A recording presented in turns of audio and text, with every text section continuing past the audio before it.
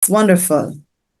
You see So now? words, the words that we speak, Yes. there is power in our words. We can define our lives. We can do all that we need to do by just saying words. And, in NLP, we do a lot of speaking things into being or out of being, breaking all limiting mindsets and all of that through the words that we use. NLP is all about using language. Mm. So the words we use reflect what we're thinking, and those reflect our actions as well. So words have power and meaning and can resonate even beyond what we can imagine and can determine where we go and the steps we take to reach our destinations.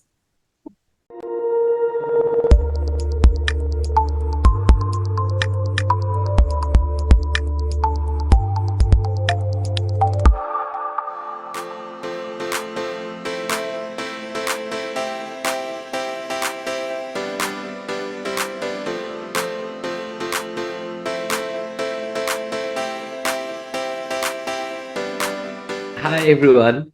Good afternoon and good evening and good morning to those who are having mornings. So, my name is actually Tsepo, Tempo. and Tempo, yes. Tsep, yes. So But it's a Tswana name in South Africa because I'm South African, and my parents decided not to give me an English name, and therefore I've been teaching even my teachers how to pronounce my name, even in China. So, but it's okay. Eventually, people will learn how to say Tsepo, and that'll be great. My second name is Makeketla. So that also often a challenge, even in my home country. My home country, people have 11 different languages, and so I'm from the Tswana tribe. So you can imagine the other 10 tribes also struggle with my name, which is okay. But today I would like us to delve into the power of words by Tsepo Matleketla. So that's going to be our major focus for today. And I hope you learn something, even if it is one thing. But more than anything, I'd like you to be participating and open your mind and share your ideas. I will give you a chance to actually answer some questions, which would be great if we interact together so that it's meaningful for yourselves and me too. All right. So, who am I? My name is Tepa Matleketla. I'm the author and I'm the author of a published anthology titled That Cloud Has a Silver Lining. I trust that's what you see here.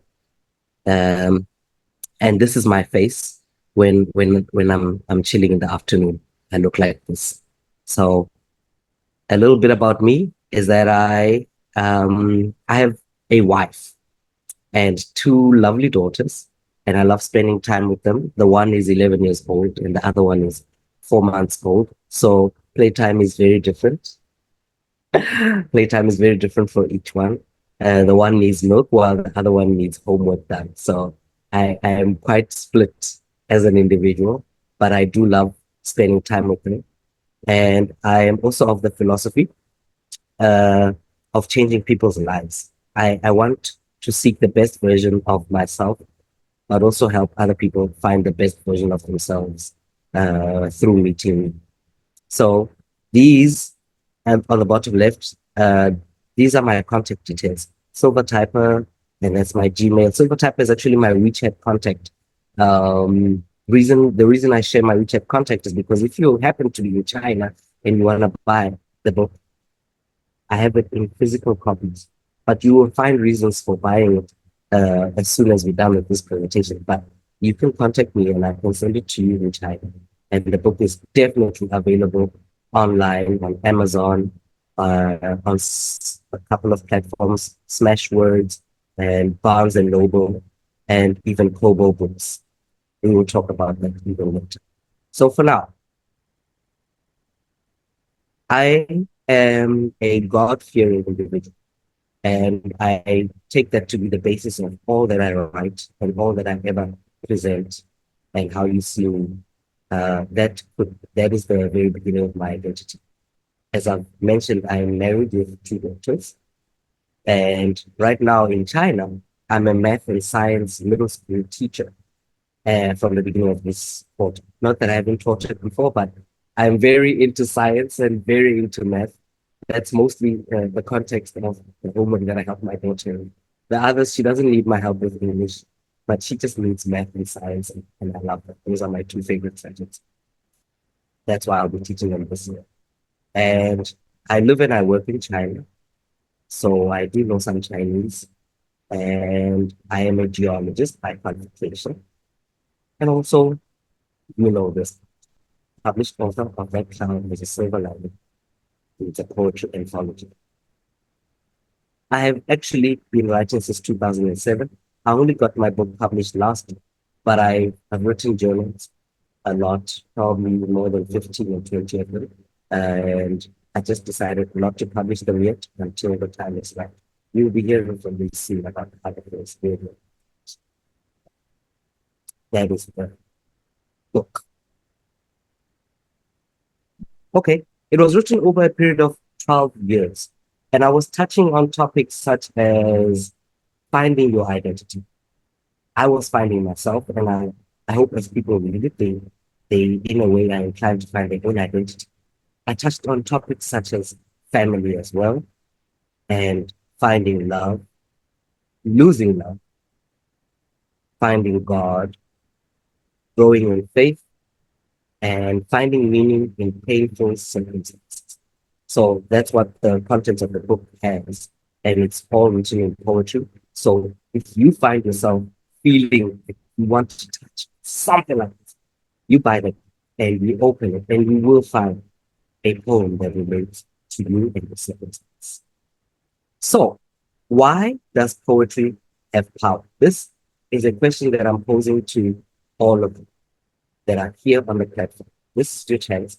If you have an idea of why poetry has power, please share, even if it is a sentence or even if it's not. I'll give you a nugget if you get it right, because I did write some answers. I'm hoping for the life of me that you cannot see the answers, but if you can, good for you. For the rest, I hope you do not see the answers. Yes, Jennifer, please tell us, why does poetry have It's wonderful.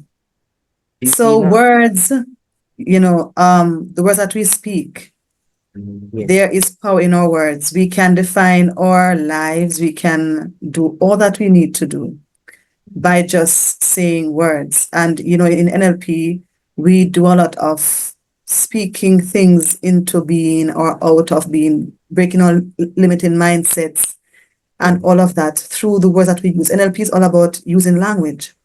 Mm. So the words we use reflect what we're thinking, and those reflect our actions as well. So words have power and meaning and can resonate even beyond what we can imagine, and can determine where we go and the steps we take to reach our destinations. Thank you, Jennifer. That is actually quite good. It's not what I had planned to say, but that is even better than what I imagined. Okay. Anybody else want to give it a go? Tell us why. What? Why does poetry have power? Why do we always?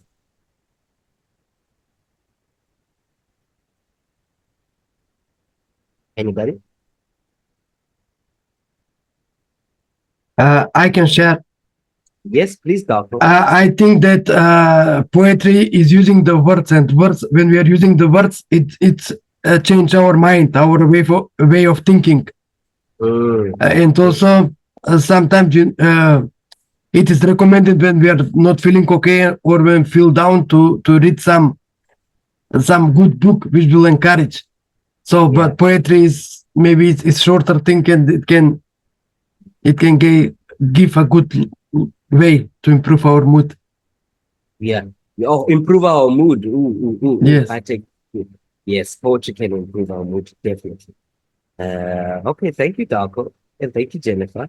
If there's any one more person that would like to add, I would appreciate that, and we can delve deep.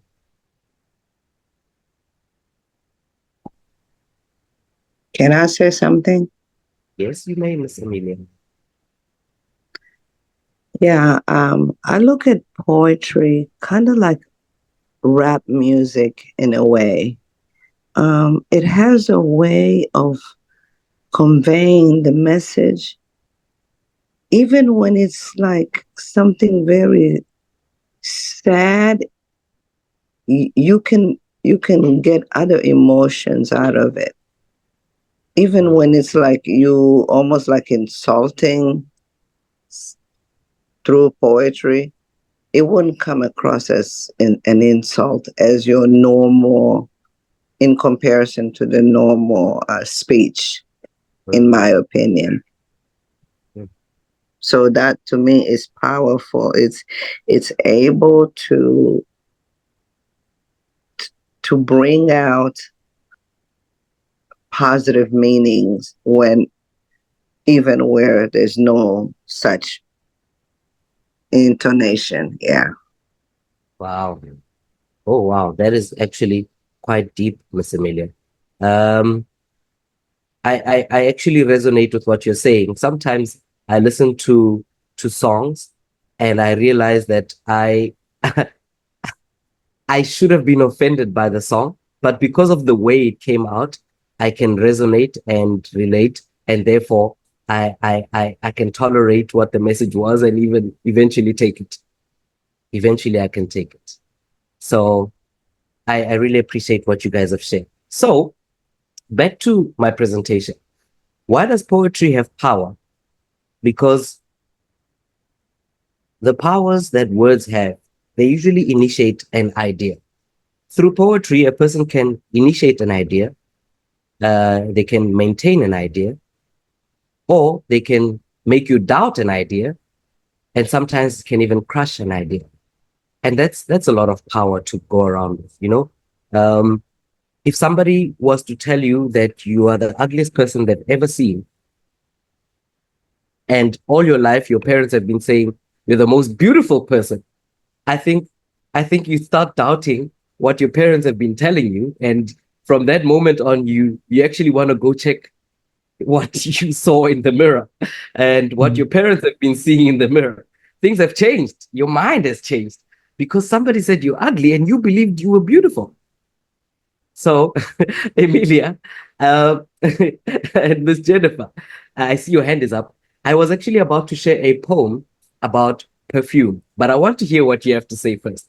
Please say it It's because okay. after. Amy in the chat, Mhm. Amy said poetry has power because the use of language can help a person express their emotions, anger, frustration, all of that.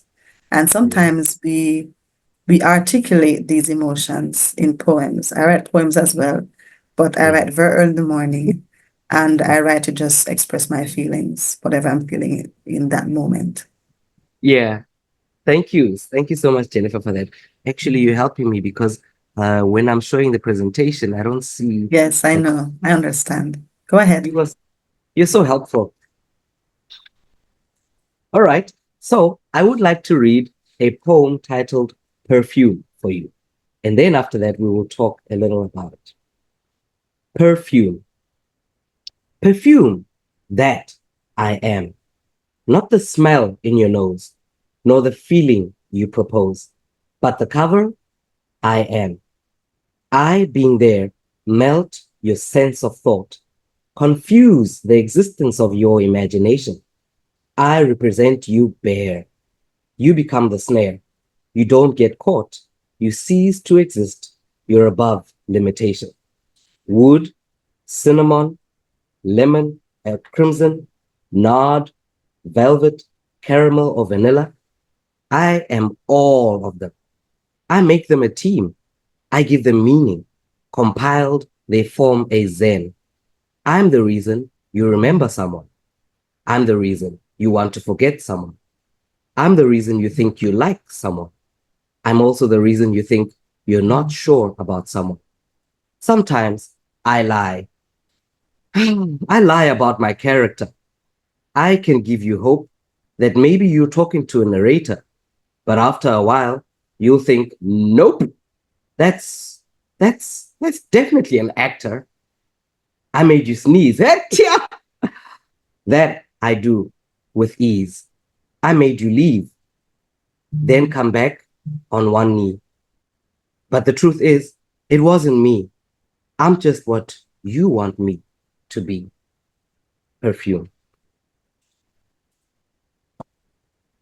Now, I've shared a poem titled Perfume, and I put here a very expensive perfume. I hope you can all see it, right? I trust that you can. The question is, what idea was created through the poem that I just shared? This is me opening the platform that you guys can answer some questions, because I've got 5 different questions from that poem that I just read. What idea was created through the poem Perfume? The emotion that I come into writing, when I pick up the pen and I start writing, there's a certain emotion that's pushing me to write.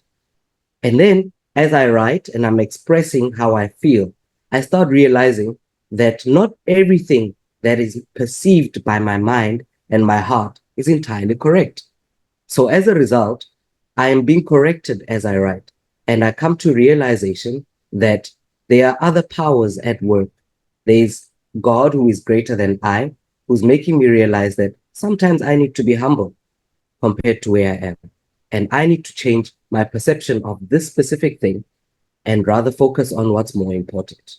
If I may even tell you the history behind this, I was once mugged by a group of people. I didn't see their faces because they came in from behind. But the gentleman that was mugging me, if you know what mugging is, it's being robbed. I was being robbed. The gentleman that was robbing me, he put his arm over my neck and was pulling me back. He smelled so good. His perfume, I swear to you, I've always wanted that perfume all my life. I felt that I needed to save up money to buy that perfume. But on this one day, I was being robbed by the person who smells like that. The way they were robbing me, he was not alone. He had his friends, but he was the one who was holding me on my neck. So as I was passing out, his friends were pulling my leg. This one was pulling to the right and the other one was pulling to the left. And they got my cell phone out, and I kind of passed out. But when I woke up, I saw 2 Zimbabwean men, because I was in South Africa. They actually chased those guys and caught them and brought back my cell phone. By then, the cell phone was crushed. And I didn't have a screen for about a week because I couldn't afford to fix it. But you can imagine the emotion that went through my heart, that I thought that people that wear perfume are sophisticated.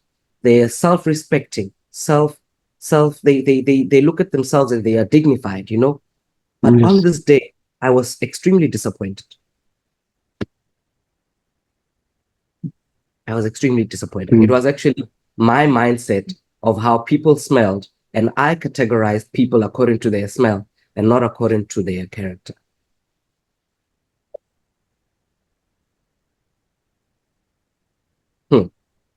I hope I'm sinking in. Okay. Yes. And I've answered your question, Darko. Yes, yes. Thank you for sharing also your story. So it is, yes, it's really a huge background there. Yeah. Yeah. So I'm gonna close the part of what words changed ideas in you by the last sentence in the poem. It said, "But the truth is, it wasn't me. I'm just what you want me to be. I'm just what you want me to be. We are the ones who decide what the perfume's value is. And we also decide how we value people based on their smells. Eventually, it is you. It's all on you." Yeah. So moving on. Very powerful. Very powerful, right? Thank you, Darko. Have you seen this image before? That looks like a person who looks like he's a tree, and he's got a trigger there by his neck, and out of his mouth came a bullet. And it seems it's not just the bullet that's important, but you'll see he's got eyes that look like they've been through a lot of pain, and his face looks like it's scarred. Maybe it doesn't have his skin anymore. It's just muscles all over his face. And as a result of his anger, he's shooting out words. and they come out as bullets. So this is my perception of words through poetry. They can be so strong and so quick because they either charm you, and from that point on initiate something inside of your brain that wants you to get activated.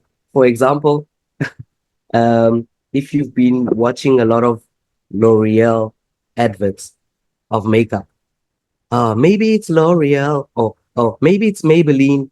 There's always a catchy phrase that makes you feel like, oh, you know what? I need that product because of the way they said it. It's the way the words came out of the person who's advertising that make you want to buy a product. So the words were powerful, not just the words, but the way the words came out. I mean, look at this image that you're looking at. We've got an angry person who's shooting words, but the picture is so attractive that even if the person is angry, we might still tolerate their anger, you know? I'll give you another example. When I used to listen to Eminem, there was a song he used to sing. I'm sorry, mama. I didn't mean to hurt you. When that song used to play, even if I wasn't angry, but because of the way he said and he expressed his anger, I felt, you know, I should be angry too. And I'm going to take this emotion upon myself because he has been treated so unfair. I think we all treated unfairly. And meanwhile, he was just using poetry. He was using poetry to express his emotion, and all of a sudden we could relate. So words have power. Poetry has power. And I want us to delve into other powers of words in poetry. All right, I'm going to summarize by this. Poetry and words in poetry motivate us. They also inspire us. They also influence the way we think, as according to this image. And they also give us a sense of direction. Most often, actually, every time a president gets inaugurated to become the president, they are always commemorated by a poem. And they always change the poets. But the fact of the matter is, the poem and its words remain with us for almost the whole next 5 years while the president is in power. I remember even Barack Obama's poem. That time, Barack Obama didn't even need a poet because his speech sounded like a poem. And we never forgot his words throughout his whole leadership of 5 to 8 years. So I had written a poem called I Love You, but seeing as we're short for time, I am not going to perform it for you today. However, I will be sharing it on the Motivate community group, and this is what we were going to discuss. What I do want to share with you is that I do have a YouTube channel on which I post my poetry. You'll see at the very bottom, YouTube channel. If you could follow this link, you will be able to find the poems that I've managed to put up there. And at the very top, this is where you can find my book. This is the link to my book. As you might have noticed, my name is quite difficult to pronounce. So I think you do yourself a favor by taking this as it is and pasting it so that you can find my book. Unless if you've managed to pull out a pencil and spell my name properly. And then that way you'll be able to find my books on Amazon, Barnes and Noble, Smashwords, and Kobo. As long as you type my name correctly, you will find this book. And it has very, very powerful poetry inside. It looks like this. It looks exactly like this. I've got physical covers. Otherwise, if you want the ebook, you'll get it on Amazon. I do have a website. Please note, here's the website, tsepo.library.online. That's where you could also find access to the book. So, Darko, now we have a lovely lady who has been my anchor for such a long time. She is the Daily Nuggets lady, and she's here. And we welcome Emilia Bywaters. Welcome, Emilia. Thank you so much. I am joining you guys from Los Angeles, California. So now I understand what it's like when people leave China and go back home. And the time change, speaking of my topic on time management, the time change, it is 3 in the morning over here where I am. I was kind of scared to fall asleep, so I actually did not sleep so I can keep my time management. It is an honor for me to be here with you guys. My name is Amelia Bywaters. I was listening to Chepo speak, and I'm like, we have a lot in common. Yeah, I am a high school math teacher, and I have taught science before because I used to be a chemistry and biology major growing up, and also my first 4 years in college. And 3 years ago, I embarked the hobby of writing poetry. Yeah, so I'm like, wow, we have so much in common. We need to compare notes sometimes. But anyway, so today, here I am. Why did I even pick this topic? Well, as you will find out in a few minutes, time management is one of my weaknesses. So I wanted to pick time management so that I myself can learn and also improve in this area. Yeah, that's why I picked mindful, because when Jennifer gave us all the titles, I was like, I gotta pick that one so I can learn. Here's the first question I want to ask every single person in here in our group. There are 16 of us. we, excuse me. Let me get a quick water. Um, oh, by the way, before I proceed, I was born in the Democratic Republic of Congo, where the native language spoken is French. I moved to the United States at the age of 16. I did not speak a word of English, had to learn English on my own, but I made it. Can you guys hear me? Yes, we can hear you. Go Okay. ahead. I saw a note in there in the chat, and I was wondering. Yeah. So before I proceed with my topic, let us take a quick, friendly, family, informal little quiz. You in the chat, I want you to write the letter A or the letter B. Let me explain what those stand for. Let's say you are traveling in 3 weeks. Are you the type A that would have your luggage, all your belongings all fixed, maybe even a month before? That's type A. Or are you the kind of person that would be like, I still have time. And then the day before, the night before, you like rushing, even an hour before you go to the airport, you're like, oh my God, I forgot my toothbrush. Oh, that's type B. So please, on the chat, let's go in there and type, are you A, you organize way ahead of time, or are you B, rushing through the last minute? No judging. We're not judging anyone here. We are a family, so let me see. Oh yeah, actually, let me also put mine, what type I am.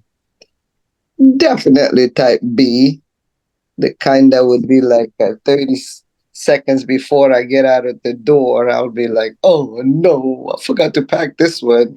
Oh, let's see. Let me see what we got. Jennifer, you are type A. Wow, good girl. Okay. Chepo, you type B. All right. I told you we have a lot in common. Blessing, type A. Please come in my home and help me organize things. Okay. Nat Natanish, type A. Oh, Jay, you are a combination of type A and B. I would like to hear about that in a little bit. Volvo type B. Yay, Volvo type B. Yes. Type B is not good. I'm just saying yes because I have company. Misery does love company. Okay. Amy, or at least partly A. Okay. Then B. Amy says. Yeah, and then me, of course, type B. Jay, can you, and then Amy after Jay, can you explain that a little bit? I want to understand what that combination is. All right. Yeah. Well, I plan when I travel, it's usually from Australia, where I'm at now, to China. So there's an amount of planning that's necessary. So I think I do things in advance because from my experience, I do the things that need to be done, and even like prepare my suitcase like probably 3 or 4 days before. So I know that because it's necessary, you've got to have a visa, you've got to have all the travel arrangements, flying. So I do what's necessary that needs to be done. About 3 or 4 days before, I'm washing clothes and I'm preparing what I'm going to take depending upon the weather and where I know what it's going to be like. And then on the night before I leave, because I always try to make travel to be early in the morning. So I pack ready so that if something goes wrong or changes, I've got the time. So often I'm up till like 2 o'clock in the morning when I got to be up at 7 o'clock to go to the airport. So yeah, you can see that I'm driven by necessity. That's why I think, well, I know I have to. So if it really came down to the crunch, I'm probably more like a type B. But I don't like the anxiety. I don't like dealing with the stress of that. So, yeah. Okay. Driven by necessity, I like that. Amy, Yes. Amy, how about you? I was kind of curious because I've never heard of the combination before. So I want to learn what kind of combination is that? Yeah. So similar to Jay, I'm also driven by necessity, but at the same time, for me, once the ball gets rolling, I can't stop it from rolling. So like when I book my flights and like I check for visa information and all of that, because it's still fresh in my mind and I'm still thinking about it, I start to pick out what I'm going to wear. I start making plans, a whole itinerary and everything. But then once I stop, I forget that I had all of these plans and stuff. And then like a day before, maybe a few hours before I have to leave home, then check, because I already packed, but I don't remember what I packed. So I have to take things out to check if everything's there. And then I'm repacking and running out the door. So it's kind of like a double-edged sword. It's like I plan in advance and I pack, but then I forget. Okay, I got it. Thank you so much. And of course, me, I'm the kind that's driven by the the adrenaline of having to get it done. That's what pushes me. It's like kind of a motivation, but it's like that's not that good. It's because it's procrastination. It's what it is. Okay, so let us now kind of look at the definition. How then will we define the mindful time management? And it is the practice of intentionally organizing and prioritizing tasks while maintaining awareness of the present moment. Definitely a learning topic for me because I just need to prioritize things and also intentionally organize my activities. I know I'm the founder of Daily Nuggets, and everyone sees me. Oh gosh, Emilia is always making those videos daily. But I also waste my time on social media just sitting there, or even on YouTube just sitting there. I like to watch war movies, but that's not a priority. So I'll sit there, watch a war movie instead of organizing, instead of making a priority that I need to do my lesson plans first so that on Sunday night I'm like, oh no, what am I teaching tomorrow? Yeah, so let's move on. Next slide, please. So what does it take for us then to do this management, this mindful time management? How then do we find the balance in a busy world? Well, it takes effective time management techniques, and also it takes mindfulness principles. So let's move on and let's proceed. Okay. When we do that, when we can manage our time effectively, it pushes us, it encourages us to, number one, focus on what truly matters. So we don't waste our time on things that don't even have any impact on our lives. It reduces distractions, and we can manage our stress better.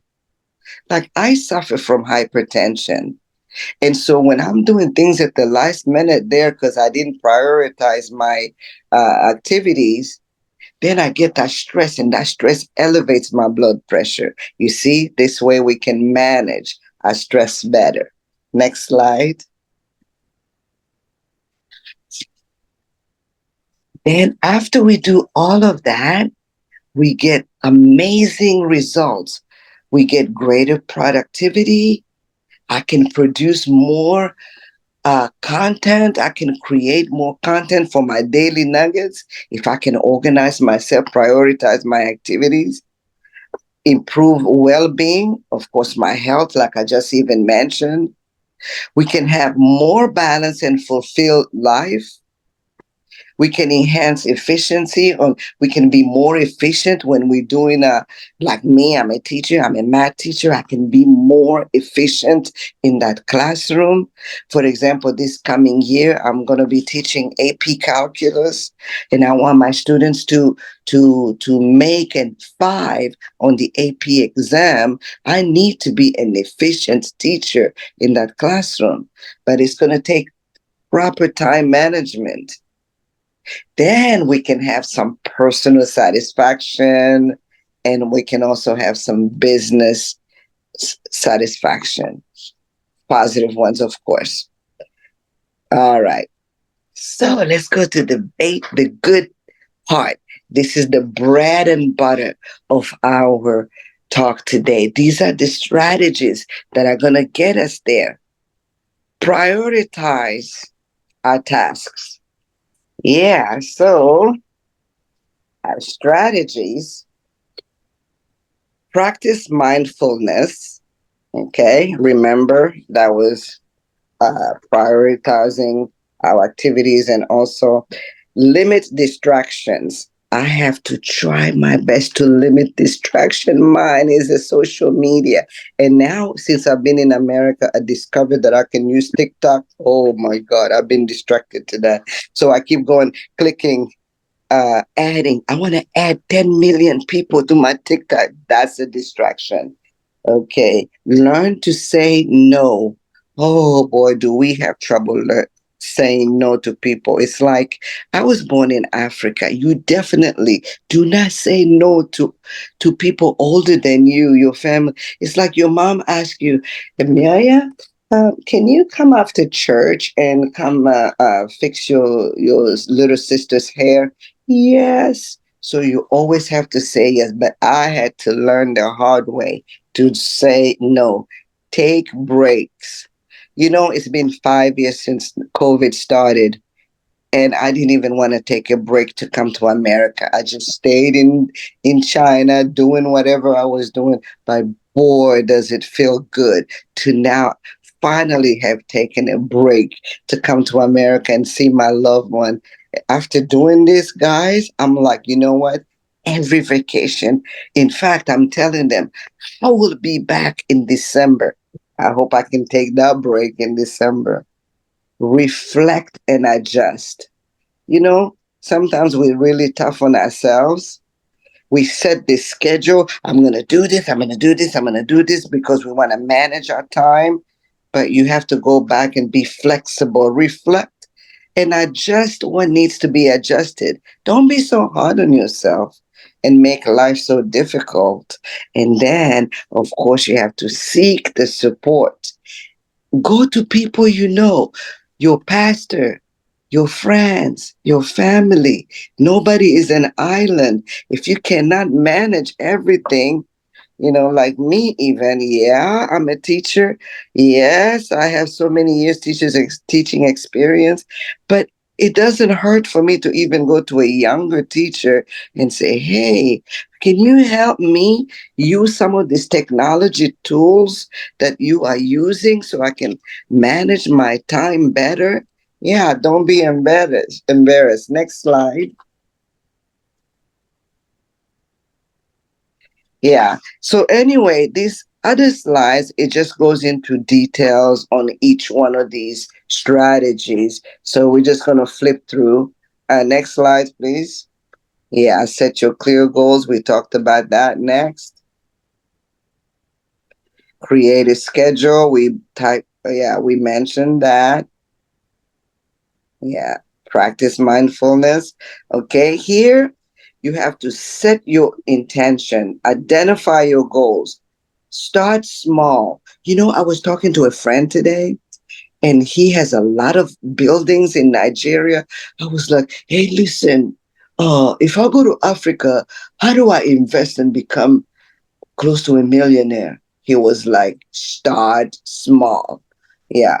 Find a comfortable position. Focus on your breath. Observe your thoughts. Practice regularly. Reflect on your practice. Yeah, those are some of the ways you can practice mindfulness. Next, limit your distractions. Don't be like me on the social media. Next slide. Take breaks. Go to that vacation. Come back to America. See your family. Yeah, next. Reflect and adjust. Next. Seek that support that I was saying. There's one thing that I wanted to mention. Can you go back to prioritize? I believe is where it is, the very first one. Okay. Okay, yeah, prioritize right here. Okay. That third bullet right there is something that I learned in doing this research that I am going to use. It says use Eisenhower's matrix by dividing your task into 4 quadrants. Now, this talks into mathematics, an area that I'm familiar with, of course. As you know, in math, we have 4 quadrants. So anytime you have an activity you have to do, if you want to manage your time better, you need to organize them in these 4 quadrants. Number 1, what is urgent and important? Quadrant 2, what is important but not urgent? Quadrant 3, what is urgent but not important? And quadrant 4, which one is neither urgent nor important?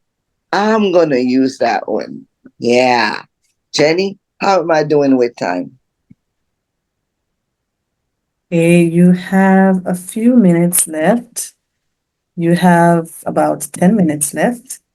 Oh, yay. I was rushing. I was like, okay, of course, I'm a teacher, so I like to engage. So I like for us to Yes. share some of these things because you can go to Google and get all of this. I actually went to Chat GPT and it assisted me.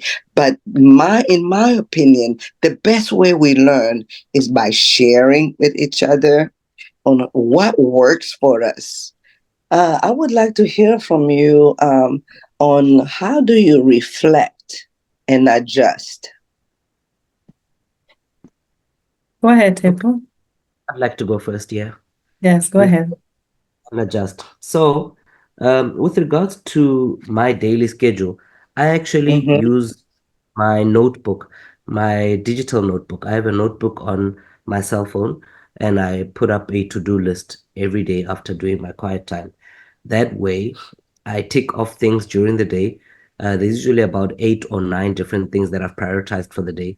And at the end of the day, if I don't get a chance, I do it the following morning before I start my new schedule. I check what I didn't finish yesterday and I add it to my new schedule for the day. That's how I I reflect and adjust what I need A to do. digital notebook. Wow, I need to learn how to use that. Yeah, it's easier because I don't like carrying papers anymore. It's too heavy and it's easy to Mm. forget my notebook at school and be regretful at home. Oh, So I have it at home and I'm regretful at school. So when I have it on my cell phone, I'm always up to date with my to-do list. wow. Okay. So on that digital notebook, on that to-do list, how do you check? It has an option. When you make the list, it gives the option of ticking off. So when you click on it, it ticks. Okay. Click on it, it remains empty. Oh, so the activities disappear. They don't disappear. It's marked done, or it's like Ah, done. Okay. My problem is I would write the list and then I forget that I wrote the list. Then I go back and I resort to my brain and I say, oh okay, yeah. when I'm laying down meditating, I'm like, okay, what am I doing today? Okay, da. Yeah. Oh Yeah, wow. thank You're welcome. you. Jennifer, how do Well, you I'm reflect? an A person. I I work best when I have schedules, I have to-do lists and all of that. I have a board in my study and I write down my plans for the week and my schedules and Right board? yeah, I write them down and they're on my phone too. And I tick them off when I've accomplished them. And I do time blocking and I have used the Eisenhower matrix, in fact, to do a lot of my projects because I write and all that. So I use Yeah. that to manage my time as well. And I have time when I just journal, meditate, no phone, no computer, no nothing. I'm just in that space. That's early in the Uh, morning. I'm a morning person. I'm up very early, and that's when I journal and I fix my mind, preparing my mind for the day and preparing my schedules and all that for the day. So I know, okay, I'm going to move on to this, and I have this to do. And that's how oh, I wow. do it. So it keeps me on track and I don't get Mm-hmm, lost in all the paperwork. And then I prioritize too. So sometimes my phone is definitely mm-hmm, off. It's mommy time, mommy and son, I have a son. mm-hmm, It's our time and it's nobody else's time. So nobody else has the right to intrude on that time. mm-hmm. Right. And so I do that and that helps me to keep what's important. Yeah. And whatever else is Thank left. Yeah. so wait, you got the board on the wall, and then Yes. you're also writing. Yes. And I have stuff on my phone as well. Um, to help me to just be on track. If I'm traveling, I know this has to be done and all that. I keep them on track Mm, and wow. prioritizing things. So after I meditate in the morning and I journal and I'm ready to face the day, when I turn on my phone, I prioritize which responses do I need to do right Mm, now? Which mails do I need to answer like right now? I can answer this later. This can be answered tomorrow. This can be answered 2 days from today. I don't mm-hmm, answer everything when my phone comes on. I say, okay, I don't need to do this right now. I don't need to answer mm-hmm. this right now. I don't need to send anything in this group right now. This can be done in the afternoon. And I Uh, prioritize, respond to my mail and messages and all of that. So do you it actually keeps use me, that four quadrant matrix? yes, I use that as well as our matrix. I use that for my different projects, so which ones I'm working on, which ones I should work on today. I need to do this. I must do this now. This is urgent and it's important. This one is not as important. I don't have to do it today, but I need to do Mm, it this week. And wow. in that matrix, you have a part that says delegate. If I Mm, don't need to do this, I have people, okay, please do this for me and turn it in at this time. So delegation is a huge part of time management. We are just one person. We all have 24 hours and I can't mm-hmm. do everything. So I would say, okay, Emilia, please do this for me. And I need Yeah, it by Sunday. that's seeking And help. comes in. Yeah. Yes, he can help. So I delegate responsibilities to different persons to do aspects of my projects for me, and they turn it in at a particular time. I don't have to do everything. So that kind of, Thank balances. you so much. Natanish, your microphone was not working earlier. Is it working now? And my time is up, but we would like to hear from you. Oh, yes, it is now. Okay. Anything you want to share with us on how we can take home on some time management here? Well, for me, how I manage my time, I'm a writer. So I love to write. I love papers. And so I write my to-do list. I'll ensure that as I go through the day, I tick off. And so I prioritize my priority. And so I know that starting this morning, I need to call X, I need to send an email to Y, and I start off with those. So as I progress along the day, I will, get into the other things that needs to be done. I also have this mantra though that says, once it can be done in 5 minutes, get it done, because then we end up in procrastination. And then procrastination is a killer. So we leave it for later, and later never comes. And then tomorrow it gets added back to what is supposed to be done for tomorrow. So I have, this notion that once it can be done in 5 minutes, let's get it out of the way. I like that. Where did you get that one from? Is that just your own common sense? No, it's not my own common sense, but I think I learned it some time ago when I went to a seminar, and they were saying that once it can be done in 5 minutes, and then I start practicing. Okay. Well, thank you so much. This has been a learning process for me. Like I said at the beginning, time management is my weak point. So I wanted to pick a topic that I can also selfishly learn from. Thank you, Jenny. I'm done. In February 2024, we embarked on a transformative journey in the heart of Bali, where minds were empowered, connections were built, and breakthroughs were achieved. Hey guys, we're here having the time of our life. The time of our life. It's a combination of learning new stuff and celebrating all the growth and the transformation we've had this year. As the sun set on our time in Bali, a new adventure awaits us in Chiang Mai, 2025.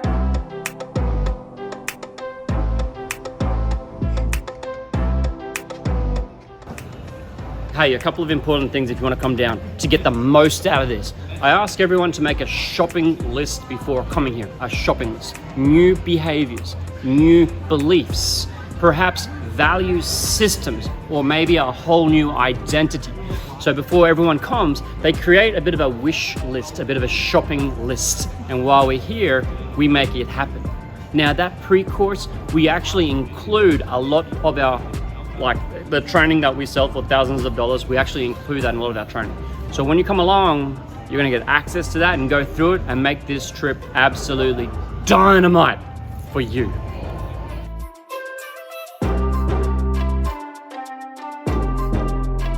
Join us as we continue our journey of growth and transformation. Together, we thrive. See you in Chiang Mai.